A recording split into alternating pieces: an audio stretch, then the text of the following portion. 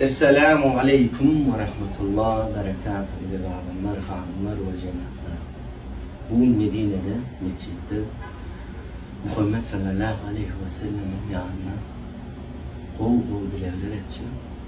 Nesip edenden erti namazına şeyini sünnet okuyacağım. Allah'a yol verdi. Çünkü Peygamber sallallahu aleyhi ve sellem Muhammed Peygamber oğudun eşikleri giymeni olmalıktı ve dilek edinlerle oğudun eşiklerini giyip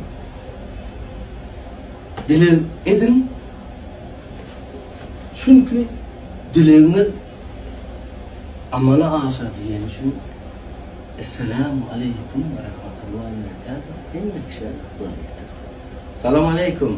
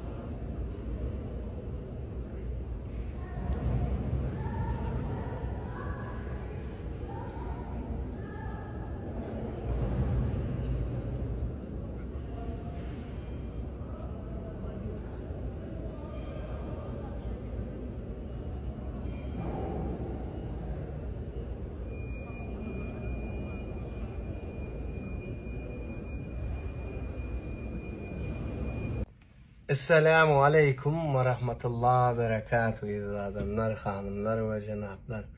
Dami gaspada уважаемые люди. Sağatta telle Beytullah seyredip durmağın qati qıdığı iyit köşk. Kəbəcanı bugün umra hacını bitirdim. Her kime de gelip umra hacı haca olmak nasip etsin.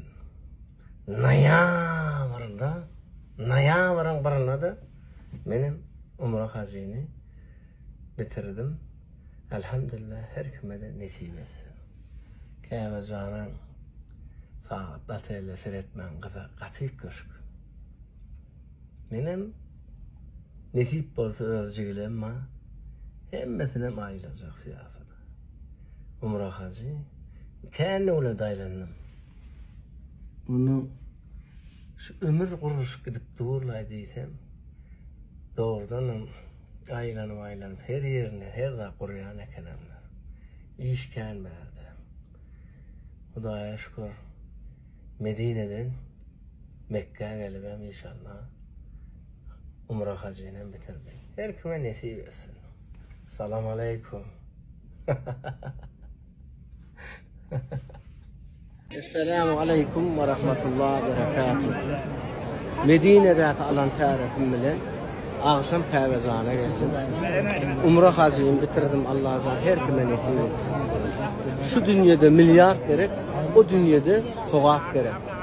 Her kime gelmek nasip etsin. Koy inşallah dilekler edeceğim. Her kime de şular yerlere gelip dilek etmek nasip etsin. Esselamu aleyküm ve rahmetullahi ve berekatuhu.